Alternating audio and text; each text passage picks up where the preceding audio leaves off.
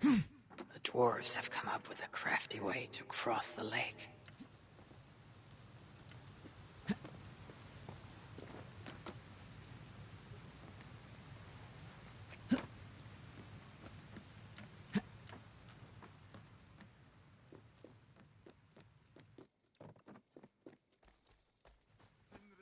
Son of a rock, where did I must find a way to ease Brooker's sorrow and make him amenable. You lied to me. You said you would save him. I said I would find him. That ain't my brother. Not anymore. What happened? Tell me. Everything. As I neared the village, I heard a great roar, like that of a wounded bear.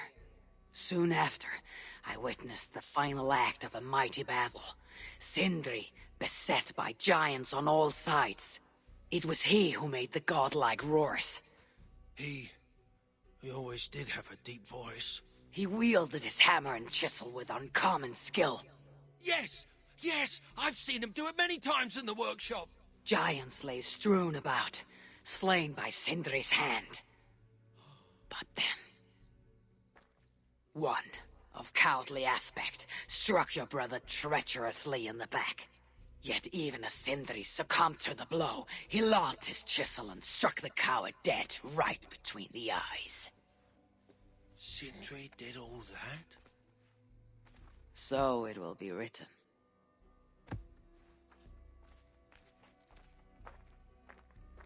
I must find a way to ease Brooker's sorrow and make him amenable to my wishes.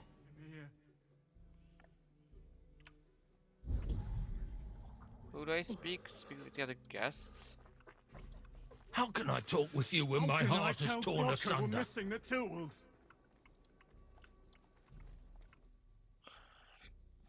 Where could they be? Is something wrong, Vassal? Everything is wrong. We're burying the greatest smith who ever lived, and we don't have his tools to put with him. I came across some at Aylthorpe.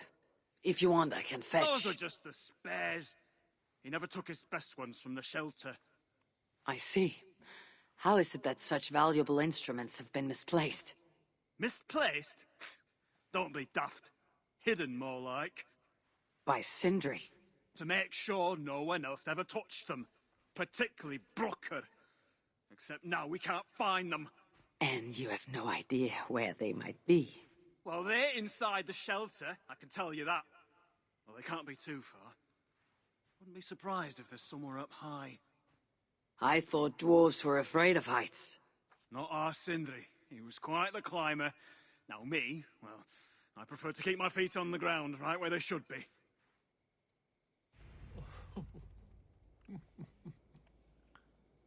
139 meters, so it's probably... I am very fond of the dwarves, yet their constant needs. It is exhausting. Oh, Loki, friend, betrayer. What I'd give for a moment of your guilt conversation. Even the lies.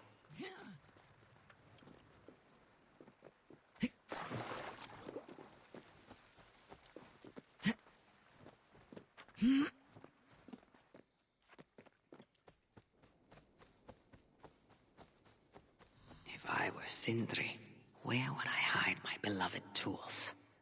Somewhere high up, perhaps. A majestic oak. Sure.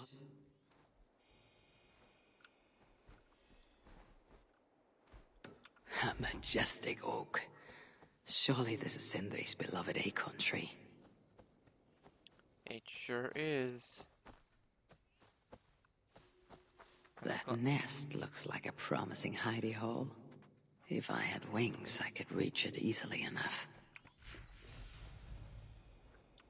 Can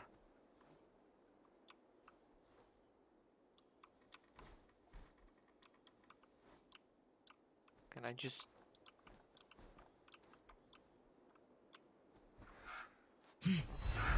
Finally, the tools of Sindri's trade.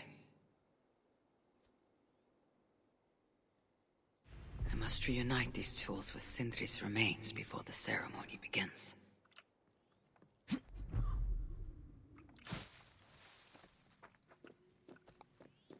Grab this.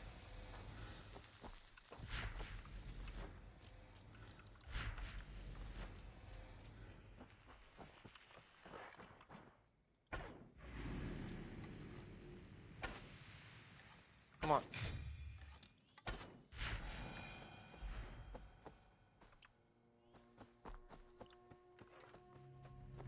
Where'd the bird go? Ah, here it is.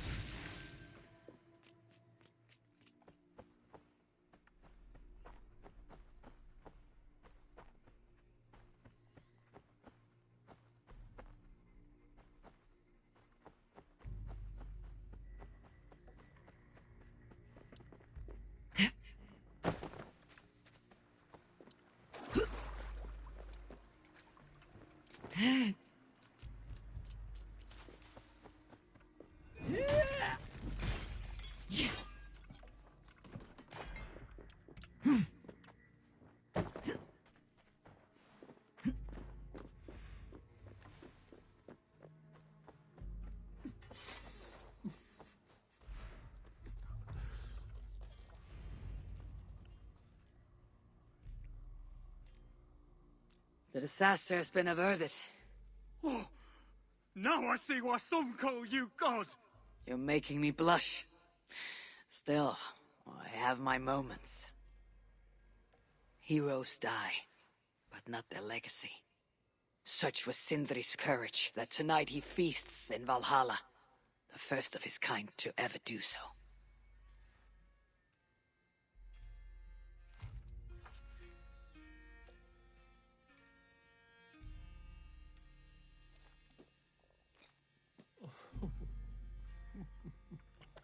Ivaldi has come. Perhaps he can be of use. I'm here for the mead, not the company. You dwarves and your love of mead. It's caused me enough trouble already. It wasn't a dwarf who ransacked half of Jotunheim in search of some mysterious mead. I wouldn't know anything about that. You know, old friend, now would be a good time for some grand gesture. Like what? A respectful speech from you, Sindri's greatest rival, would surely. Ah, fuck off. We must all make compromises. I can even give you the honeyed words.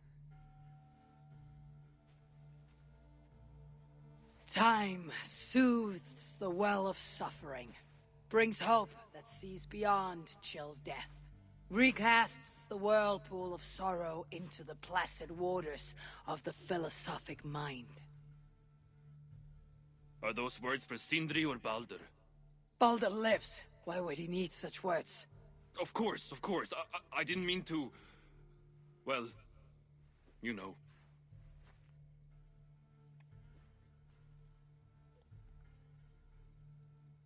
Fine, I'll do the speech. But it will be one of my making, not yours. We dwarves don't care much for poetry. Still, we can't set about making speeches until the torches are all lit up. Ivaldi has come. Perhaps he can be of use. Let's light the torches then.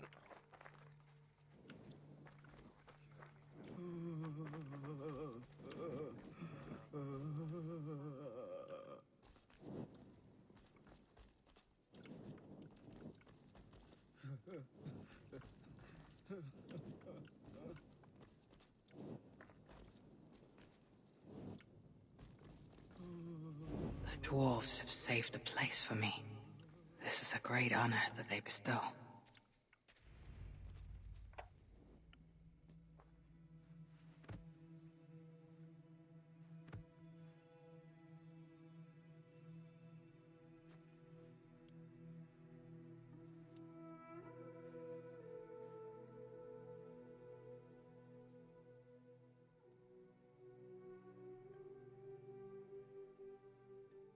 My brother. A true master. He was,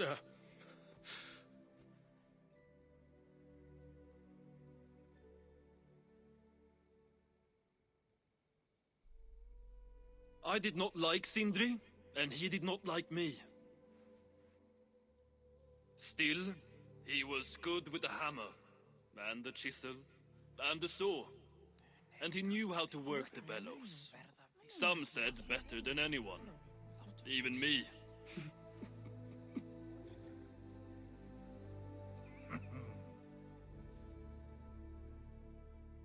Brokkr, your brother was a very fine smithy.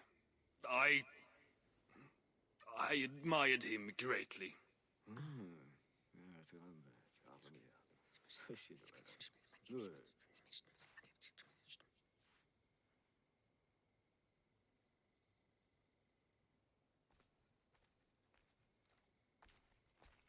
Master Brokkr, you've given Sindri an excellent send-off. It's the least he deserves. But is it really true he feasts in Valhalla? It is. I saw it in a vision. Come, let's take a stroll.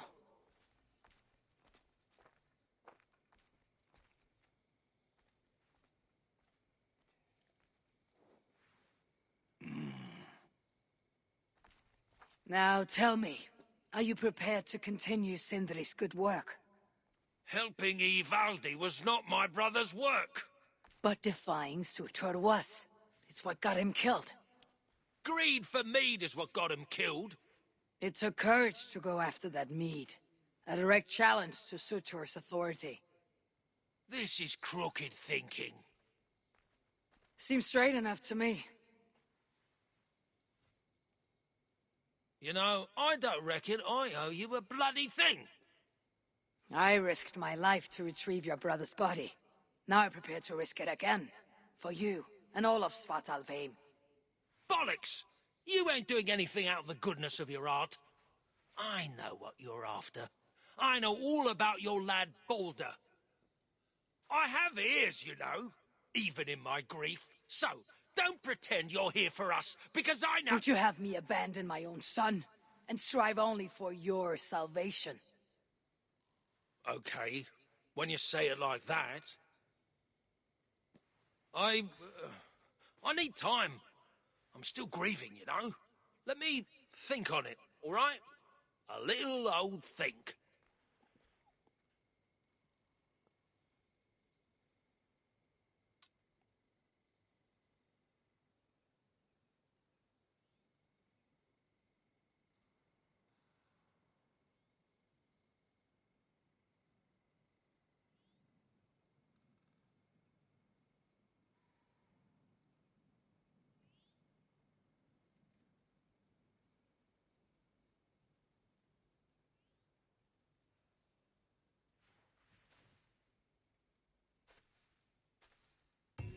I should check on Brokkr, see if he has come to his senses.